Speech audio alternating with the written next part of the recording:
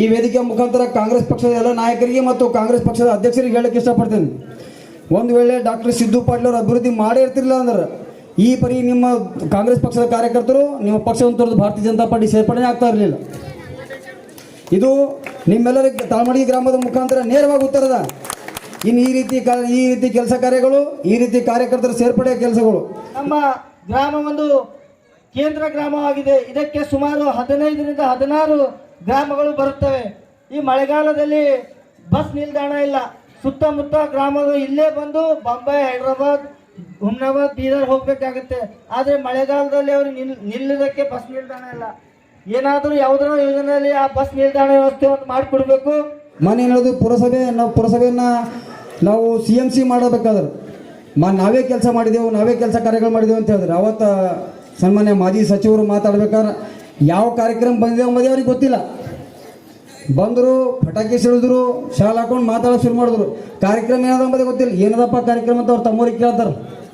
ನಾವು ಯಾವ ವಿಷಯ ಸಂಭ್ರಮಾಚರಣೆ ಮಾಡ್ತಿದ್ದೇವೆ ಅಂಬೋದು ಅವ್ರು ತಮ್ಮವ್ರು ಹೇಳ್ತಾರೆ, sir CMC ಆಗಿದಾನ. Sangam Electronics and Home Appliances. All types of home appliances are available at Shri Veerabhadra Complex, opposite DCC Bank, Main Road, Hunnabad. ಇಂದು ನಾವೆಲ್ಲ ಭಾರತೀಯ ಜನತಾ ಪಕ್ಷಕ್ಕೆ ಸೇರ್ಪಡೆ ಆಗ್ತಿದ್ದೇವೆ, ಅನ್ಯ ಪಕ್ಷವನ್ನು ತೊರೆದು. ಕಾರಣ ಏಕೆಂತಂದರೆ ನಾವು ಹಿಂದೆ ದುಡಿದಿರ್ತಕ್ಕಂಥ ಪಕ್ಷದಲ್ಲಿ ನಾವು ಅದು ಬಹಳ ದುಃಖಕರವಾದ ನಮ್ಮ ಪ್ರಸಂಗ ನಡೆದಿದೆ. ಏಕೆಂತಂದರೆ ನಾವು ಕಾರ್ಯಕರ್ತರಾಗಿ ದುಡಿದಿದ್ದೀವಲ್ಲ, ನಮ್ಮ ಕಾರ್ಯಕರ್ತರಿಗೆ ಅವ್ರು ಏನು ಮಾಡಿದ್ದಾರೆ ಚಿಂತೆ ಥರ ತಿಳಿದಿದ್ರು. ಹಾಗಾಗಿ ನಾವು ಈ ನಮ್ಮ ಡಾಕ್ಟರ್ ಸಿದ್ದು ಪಾಟೀಲ್ ಅವರ ಶಾಸಕರಾಗಿದ್ದ ಮೇಲೆ ಅವ್ರು ಮಾಡಿರ್ತಕ್ಕಂಥ ಅಭಿವೃದ್ಧಿ ಕೆಲಸಗಳ ಬಗ್ಗೆ ನೋಡಿಕೊಂಡು ಬಿಟ್ಟು ನಾವೆಲ್ಲ ಅವರ ಯುವಕರ ಬಗ್ಗೆ ಕಾಳಜಿ ವಹಿಸ್ತಕ್ಕಂಥದ್ದು ಅದೆಲ್ಲ ಮತ್ತೆ ನೋಡಿಬಿಟ್ಟು ನಾವು ಈ ಭಾರತೀಯ ಜನತಾ ಪಕ್ಷಕ್ಕೆ ಸೇರ್ಪಡೆ ಆಗ್ತಿದ್ದೀವಿ. ಬಂದಿರತಕ್ಕಂಥ PDO ಕೇವಲ 6 ದಿನದಲ್ಲಿ 47 ಲಕ್ಷ ಲೂಟಿ ಮಾಡಿದರು. ನಮ್ಮ ಮಾಜಿ ಅಧ್ಯಕ್ಷರಿದ್ದಾಗ ಯಾವ ರೀತಿ ಏನೂ ಆಗಲಿಲ್ಲ. ಅವರು ಬಂದಿದ್ದು ಕೇವಲ 6 ದಿನದಲ್ಲಿ 47 ಲಕ್ಷ ಲೂಟಿ ಮಾಡಿದರು. ಹಾಗಾಗಿ ಅವರು ಭಾರತೀಯ ಜನತಾ ಪಕ್ಷ ಕಾರ್ಯಕರ್ತರು ಎಲ್ಲರೂ ಕೂಡಿ ಪ್ರತಿಭಟನೆ ಮಾಡಿದರು. ಆ ಪ್ರತಿಭಟನೆಗೆ ಒಗ್ಗೂಡಿ ನಮ್ಮ ಶಾಸಕರು ಕೂಡ ಅವರು ಅವರಿಗೆ ಇಲ್ಲಿಂದ ಸಸ್ಪೆಂಡ್ ಆಗುವ ಹಾಗೆ ಮಾಡಿದರು. ಶಿಕ್ಷಣಕ್ಕೆ ಹೆಚ್ಚಿನ ಮಹತ್ವ ನೀಡ್ತಾ ಇದ್ದಾರೆ. ಸುಮಾರು ಸಂಜೆ ಸಮಯದಲ್ಲಿ ತಿರುಗಾಡಲು ಸಮಸ್ಯೆ ಆಗ್ತಾ ಇದ್ದಾಗ ಒಂದು ಸಂಗಮೇಶ್ವರ್ ಕಾಲೋನಿ ಓಣಿಯಲ್ಲಿ ಹೊಸ ಓಣಿಯಾಗಿದೆ. ಆ ಹೊಸ ಓಣಿಗೆ 10 ಲಕ್ಷ ರೂಪಾಯಿ CC ರಸ್ತೆ ಅನುದಾನ ನೀಡಿದ್ದಾರೆ. ಅದಕ್ಕಾಗಿ ತಾವೆಲ್ಲರೂ ಚಪ್ಪಾಳೆ ಮೂಲಕ ಮಾನ್ಯ ಶಾಸಕರಿಗೆ ಧನ್ಯವಾದ ಹೇಳಬೇಕು. ಹಾಗೂ ಸುಮಾರು ಸಮಾಜದ ಸಮುದಾಯಗಳಿಗಾಗಿ ಅನುದಾನ ನೀಡಿದ್ದಾರೆ. ಇಲ್ಲಿವರೆಗೆ 1.5 ಕೋಟಿ ರೂಪಾಯಿ ಅನುದಾನ ನಮ್ಮ ಗ್ರಾಮಕ್ಕೆ ನೀಡಿದ್ದಾರೆ. ಮತ್ತು ಇಡೀ ಕ್ಷೇತ್ರದ ಅಭಿವೃದ್ಧಿಗಾಗಿ ಹಗಲಿರುಳು ದುಡಿತಕ್ಕಂಥ ನಮ್ಮ ನಾಯಕರು ನಮಗೆ ಸಿಕ್ಕಿರೋದು ಒಂದು ನಮ್ಮ ಅದೃಷ್ಟ. ಅದಕ್ಕಾಗಿ ಬಂಧುಗಳೇ, ಮಾನ್ಯ ಶಾಸಕರಿಗೆ ಮತ್ತೊಮ್ಮೆ ನಾನು ಧನ್ಯವಾದ ಹೇಳ್ತೇನೆ.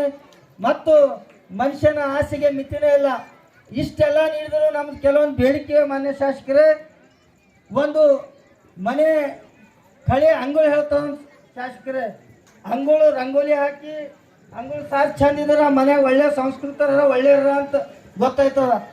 ಅದೇ ರೀತಿ ನಮ್ಮ ಊರಿಗೆ ಒಂದು ಮುಖ್ಯ ದ್ವಾರ ಇಲ್ಲ. ಮುಖ್ಯ ದ್ವಾರ ಇದ್ರೆ ಅದಕ್ಕೆ ಕಳೆ ಬರುತ್ತೆ ನಮ್ಮೂರಿಗೆ. ಅದಕ್ಕಾಗಿ ಯಾವುದೇ ಒಂದು ಯೋಜನೆಯಲ್ಲಿ ಅದಕ್ಕೆ ವ್ಯವಸ್ಥೆ ಮಾಡಿ ನಮಗೊಂದು ಮುಖ್ಯ ದ್ವಾರ ಮಾಡಿಕೊಡ್ಬೇಕಂತೇಳಿ ತಮ್ಮಲ್ಲಿ ಕಳ್ಕಳಿ ಮನವಿ ಮಾಡ್ತೇವೆ. ಹಾಗೂ ನಮ್ಮ ಗ್ರಾಮ ಒಂದು ಕೇಂದ್ರ ಗ್ರಾಮವಾಗಿದೆ. ಇದಕ್ಕೆ ಸುಮಾರು 15ರಿಂದ 16 ಗ್ರಾಮಗಳು ಬರುತ್ತವೆ. ಈ ಮಳೆಗಾಲದಲ್ಲಿ ಬಸ್ ನಿಲ್ದಾಣ ಇಲ್ಲ. ಸುತ್ತಮುತ್ತ ಗ್ರಾಮಗಳು ಇಲ್ಲೇ ಬಂದು ಬಾಂಬೆ, ಹೈದರಾಬಾದ್, ಹುಮ್ನಾಬಾದ್, ಬೀದರ್ ಹೋಗಬೇಕಾಗುತ್ತೆ. ಆದರೆ ಮಳೆಗಾಲದಲ್ಲಿ ಅವರು ನಿಲ್ಲೋದಕ್ಕೆ ಬಸ್ ನಿಲ್ದಾಣ ಇಲ್ಲ. ಏನಾದರೂ ಯಾವುದೋ ಯೋಜನೆಯಲ್ಲಿ ಆ ಬಸ್ ನಿಲ್ದಾಣ ವ್ಯವಸ್ಥೆ ಒಂದು ಮಾಡಿಕೊಡ್ಬೇಕು. ಹಾಗೂ ರಾಷ್ಟ್ರೀಯ ಹೆದ್ದಾರಿಯಲ್ಲಿ ಇರ್ತಕ್ಕಂಥ ನಮ್ಮ ಗ್ರಾಮ, ನಮಗೆ ಸಾರ್ವಜನಿಕ ಆಸ್ಪತ್ರೆ ಇದೆ, ಆದರೆ ಪರ್ಮನೆಂಟ್ ಡಾಕ್ಟರ್ ಇಲ್ಲ ಸರ್. ಇಲ್ಲಿ ಯಾಕೆ ಅಂದರೆ ಯಾವಾಗಲೂ ಆಕ್ಸಿಡೆಂಟ್ ಆಗ್ಬೋದು. ಇಲ್ಲಿ ಪರ್ಮನೆಂಟ್ ಡಾಕ್ಟರ್ ಇಲ್ಲ. ಮತ್ತು ಸುಮಾರು ನಮ್ಮ ಆಸ್ಪತ್ರೆಯಿಂದನೇ ಸುಮಾರು ವೇತನ ಪಡ್ತಾರೆ, ಆದರೆ ಇಲ್ಲಿ ಸರಿಯಾಗಿ ಏನೂ ವ್ಯವಸ್ಥೆ ಇಲ್ಲ. ಅದಕ್ಕಾಗಿ ಒಂದು ಆಂಬುಲೆನ್ಸು ಮತ್ತು ಪರ್ಮನೆಂಟ್ ಡಾಕ್ಟರ್ ವ್ಯವಸ್ಥೆ ಮಾಡಿಕೊಡ್ಬೇಕು. ಹಾಗೂ ವಿಶೇಷವಾಗಿ ಇಂದು ರೈತರು ಕಂಗಾಲಾಗಿದ್ದಾರೆ. ಮುಂಗಾರು ಬೆಳೆ ನಾಶವಾಗಿ ಸುಮಾರು ರೈತರು ಕಂಗಾಲಾಗಿದ್ದಾರೆ. ಸರ್ಕಾರದ ಮೇಲೆ ಒತ್ತಡ ಹಾಕಿ ನಮ್ಮ ರೈತರಿಗೆ ಸರ್ಕಾರದಿಂದ ಪರಿಹಾರ ನಿಧಿ ಹಾಗೂ ಇನ್ಸೂರೆನ್ಸ್ ಕಂಪನಿ ಮೇಲೆ ಒತ್ತಡ ಹಾಕಿ ನಮಗೆ ಇನ್ಸೂರೆನ್ಸ್ ಒದಗಿಸ್ಕೊಡ್ಬೇಕು. ಯಾಕಂದರೆ ನಂದೇ ವೈಯಕ್ತಿಕ 17 ಎಕರೆ ಹೆಸರು ಪೂರಾ ಸರ್ವನಾಶ ಆಗಿದೆ ಸರ್. ನಾನೇ ಒಂದು ಕುಂಟ್ಲು ಮಾಡಿಲ್ಲ, ಒಳ್ಳೆ ಹೊಲದಲ್ಲೇ ಇದೆ. ಅದಕ್ಕಾಗಿ ನಮ್ಮ ರೈತರಿಗೆ ನ್ಯಾಯ ಒದಗಿಸ್ಕೊಡ್ಬೇಕಂತೇಳಿ ಈ ಸಂದರ್ಭದಲ್ಲಿ ತಮ್ಮಲ್ಲಿ ಮನವಿ ಮಾಡ್ಕೊತಾ ನಾನು ಸಲ ಕಾಂಗ್ರೆಸ್ಸಿನ ಅಧ್ಯಕ್ಷರೆಲ್ಲೋ ಮಾತಾಡ್ತಾ ಹೇಳಿದ್ರು, ಅಭಿವೃದ್ಧಿ ನೀವು ಮಾಡಿರಿ, ನಾವೇನು ಮಾಡಿದೆವು, 14 ವರ್ಷದ ನಾವೇನು ಮಾಡಿದೆವು, ಈಗ 2.5 ವರ್ಷದ ತಾವೇನು ಮಾಡಿರಿ ಅಂತ. ಒಂದ್ಸಲ ನಾವು ಅವ್ರಿಗೆ ಓಪನ್ ಆಗಿ ಚಾಲೆಂಜ್ ಹೇಳಿದೆವು, ಬಹಿರಂಗ ಚರ್ಚೆಗೆ ಬರ್ರಿ, ಅಭಿವೃದ್ಧಿ ಬಗ್ಗೆ ನಾವು ಚರ್ಚೆಗೆ ಬರ್ತೀವಿ, ತಾವು ಬರ್ರಿ. ಒಂದು ತೀರ್ಮಾನದಾಗ ನಾವು ಸ್ಟೇಜ್ ಮಾಡ್ತೀವಿ, ನೀವು ಬರಂತ ಹೇಳಿದ್ರು, ಅದನ್ನು ಮಾಡಿಲ್ಲ. ಅಥವಾ ನಮಗೆ ಟೈಮ್ ಕೊಡ್ರಿ ನಾವು ಕೇಳಿದೆವು, ಅವ್ರು ಅದನ್ನು ಕೊಟ್ಟಿಲ್ಲ. ಈ ವೇದಿಕೆ ಮುಖಾಂತರ ಕಾಂಗ್ರೆಸ್ ಪಕ್ಷದ ಎಲ್ಲ ನಾಯಕರಿಗೆ ಮತ್ತು ಕಾಂಗ್ರೆಸ್ ಪಕ್ಷದ ಅಧ್ಯಕ್ಷರಿಗೆ ಹೇಳಕ್ಕೆ ಇಷ್ಟಪಡ್ತೇನೆ, ಒಂದು ವೇಳೆ ಡಾಕ್ಟರ್ ಸಿದ್ದು ಪಾಟೀಲ್ ಅವರು ಅಭಿವೃದ್ಧಿ ಮಾಡೇ ಇರ್ತಿರಲಿಲ್ಲ ಅಂದ್ರೆ ಈ ಪರಿ ನಿಮ್ಮ ಕಾಂಗ್ರೆಸ್ ಪಕ್ಷದ ಕಾರ್ಯಕರ್ತರು ನಿಮ್ಮ ಪಕ್ಷವನ್ನು ತೊರೆದು ಭಾರತೀಯ ಜನತಾ ಪಾರ್ಟಿ ಸೇರ್ಪಡೆ ಆಗ್ತಾ ಇರಲಿಲ್ಲ. ಇದು ನಿಮ್ಮೆಲ್ಲರಿಗೆ ತಾಳ್ಮಡಿ ಗ್ರಾಮದ ಮುಖಾಂತರ ನೇರವಾಗಿ ಉತ್ತರದ. ಇನ್ನು ಈ ರೀತಿ ಕೆಲಸ ಕಾರ್ಯಗಳು, ಈ ರೀತಿ ಕಾರ್ಯಕರ್ತರ ಸೇರ್ಪಡೆಯ ಕೆಲಸಗಳು ಇನ್ನು ಭಾರತೀಯ ಜನತಾ ಪಾರ್ಟಿ ವತಿಯಿಂದ ಹುಮನಾಬಾದ್ ಮಂಡಲದ ಪ್ರತಿಯೊಂದು ಗ್ರಾಮಗಳಲ್ಲಿ ನಡೀತಾವೆ. ಜಿಲ್ಲಾ ಪಂಚಾಯತಿ ಕ್ಷೇತ್ರ ಅಲ್ಲ ಅಥವಾ ನಗರ ಪ್ರದೇಶಗಳಲ್ಲ, ಮುಂಬರ್ತಕ್ಕಂಥ ದಿನಗಳಲ್ಲಿ ಏನು ಗ್ರಾಮ ಪಂಚಾಯತಿ ಚುನಾವಣೆಗಳು ನಡೀತದೆ, ಅಲ್ಲಿ ಕೂಡ ಭಾರತೀಯ ಜನತಾ ಪಕ್ಷದ ಬೆಂಬಲಿತ ಕಾರ್ಯಕರ್ತರು ಜಯ ಸಾಧಿಸ್ತಾರೆ.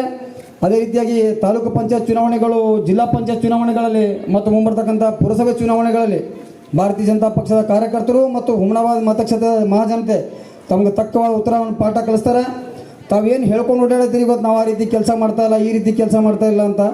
ತಾವು ಇಲ್ಲಿ ನೋಡ್ರಿ, ಇವಾಗ ತಾನೇ ಮತ್ತು ತಾಳ್ಮಾಡಿಗೆ ಗ್ರಾಮದ ಜನತೆನೇ ಹೇಳಿದ್ರು 1.5 ಕೋಟಿ ರೂಪಾಯಿ ಇಲ್ಲಿ ಕೊಟ್ಟರು ಅಂತೇಳಿ. ಮನೆ ಹೇಳೋದು ಪುರಸಭೆಯನ್ನು ನಾವು CMC ಮಾಡಬೇಕಾದ್ರೆ ನಾವೇ ಕೆಲಸ ಮಾಡಿದೆವು, ನಾವೇ ಕೆಲಸ ಕಾರ್ಯಗಳು ಮಾಡಿದೆವು ಅಂತ ಹೇಳಿದ್ರು. ಅವತ್ತು ಸನ್ಮಾನ್ಯ ಮಾಜಿ ಸಚಿವರು ಮಾತಾಡ್ಬೇಕಾದ್ರೆ ಯಾವ ಕಾರ್ಯಕ್ರಮ ಬಂದಿದೆ ಎಂಬುದೇ ಅವ್ರಿಗೆ ಗೊತ್ತಿಲ್ಲ. ಬಂದರು, ಪಟಾಕಿ ಸಿಡಿದ್ರು, ಶಾಲೆ ಹಾಕೊಂಡು ಮಾತಾಡೋಕೆ ಶುರು ಮಾಡಿದ್ರು. ಕಾರ್ಯಕ್ರಮ ಏನದ ಎಂಬುದೇ ಗೊತ್ತಿಲ್ಲ. ಏನದಪ್ಪ ಕಾರ್ಯಕ್ರಮ ಅಂತ ಅವ್ರ ತಮ್ಮವ್ರಿಗೆ ಕೇಳ್ತಾರೆ. ನಾವು ಯಾವ ವಿಷಯ ಸಂಭ್ರಮಾಚರಣೆ ಮಾಡ್ತಿದ್ದೇವೆ ಎಂಬುದು. ಅವ್ರ ತಮ್ಮವ್ರು ಹೇಳ್ತಾರೆ, ಸರ್ CMC ಆಗಿದಾನ. ನೀವು ಮಾಡಿದ ಕೆಲಸನೇ ನಿಮ್ಗೆ ಗೊತ್ತಿಲ್ಲ, ಮಾಡಿದಂತ ಹೆಂಗೆ ಹೇಳ್ಕೋತೀರಿ? ಇಲ್ಲಿ ತನಕ 20 ವರ್ಷ ತಾವು ಮಾಡಬೇಕಾಗಿತ್ತಲ್ಲ. ಹುಮನಾಬಾದ್ದಿಂದ ತಮ್ಗೆ ಅಷ್ಟೊಂದು ಕಾಳಜಿ ಇದ್ರೆ 20 ವರ್ಷ ತಾವು CMC ಮಾಡಬೇಕಾಗಿತ್ತು.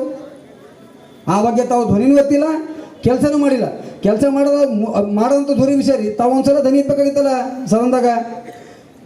ಆ ಕೆಲಸದ 100% ಶ್ರೇಯಸ್ ಯಾರಿಗಾದರೂ ಸಲ್ಲಬೇಕಾದ್ರೆ ನಮ್ಮ ಕ್ಷೇತ್ರದ ಜನಪ್ರಿಯ ಶಾಸಕರು ಡಾಕ್ಟರ್ ಸಿದ್ದು ಪಾಟೀಲ್ ಅವರು ಹುಮನಾಬಾದಿನ ಜನತೆ ಬಗ್ಗೆ ಹುಮನಾಬಾದ್ ನಗರದ ಬಗ್ಗೆ ಕಾಳಜಿ ಇತ್ತು. ಹುಮನಾಬಾದಿನ ಮಹಾಜನತೆ ಏನು ಹುಮನಾಬಾದ್ ವಿಧಾನಸಭಾ ಕ್ಷೇತ್ರ ಜನತೆ ಬಗ್ಗೆ ಕಾಳಜಿ ಇದೆ. ಆ ಕಾಳಜಿ ಹೊತ್ತು ಜನ ಏನು ಡಾಕ್ಟರ್ ಸಿದ್ದು ಪಾಟೀಲ್ ಅವರಿಗೆ 2023ನೇ ಚುನಾವಣೆಯಲ್ಲಿ ಸಾರ್ವತ್ರಿಕ ಚುನಾವಣೆದಾಗ ಪ್ರಚಂಡ ಬಹುಮತ ಆರಿಸ್ತಂದಾರ. ಸನ್ಮಾನ್ಯ ಶಾಸಕರು ಈ ಮಹಾಜನತೆಯ ಋಣ ತೀರಿಸಬೇಕಾಗಿ ದಿನದ 24 ಗಂಟೆ ಇಲ್ಲೂ ಕ್ಷೇತ್ರದಾಗೂ ಪ್ರತಿಯೊಂದು ಹಳ್ಳಿ ಓಡಾಡಿ ಕೆಲಸ ಮಾಡ್ಲತ್ತಾರ. ಯಾವ್ಯಾವ ಕ್ಷೇತ್ರದಿಂದ ನಮ್ಮ ಕ್ಷೇತ್ರದಲ್ಲಿ ಕೆಲಸ ಆಗಬೇಕು, ಯಾವ ವಿಭಾಗಗಳಿಂದ ಯಾವ ಇಲಾಖೆಯಿಂದ ಕೆಲಸ ಆಗಬೇಕು, ಎಲ್ಲ ಇಲಾಖೆಯ ಸಚಿವರಿಗೆ ಭೇಟಿ ಮಾಡೋದು, ಅವ್ರಿಗೆ ಗಾಡಿ ಬೇಡಿ ಅನುದಾನ ತರೋದು, ತಂದು ಕ್ಷೇತ್ರದ ಸಮಗ್ರ ಅಭಿವೃದ್ಧಿಗಾಗಿ ಯಾವುದೇ ಕ್ಷೇತ್ರದಲ್ಲಿ, ಶೈಕ್ಷಣಿಕ ಕ್ಷೇತ್ರದಲ್ಲಿರಲಿ ಅಥವಾ ಈಗ ನಮ್ಮ PWD ಕ್ಷೇತ್ರದಾಗಿರಲಿ, ರೋಡು ನಾಲಿ ನೀವು ಹೇಳ್ತಿರೋ ಸಾಮಾನ್ಯ ಕೆಲಸಗಳು. ಹುಮನಾಬಾದ್ನಾಗ ನೀರು ಬಂದಿಲ್ಲ ಅಂದ್ರೂ ಶಾಸಕರಿಗೆ ಕೇಳ್ತಾರೆ ರೀ. TMC ಅಧಿಕಾರದಾಗ ತಮ್ಮದೇ ಅಧ್ಯಕ್ಷರ, ತಮ್ಮದೇ ಸದಸ್ಯರ.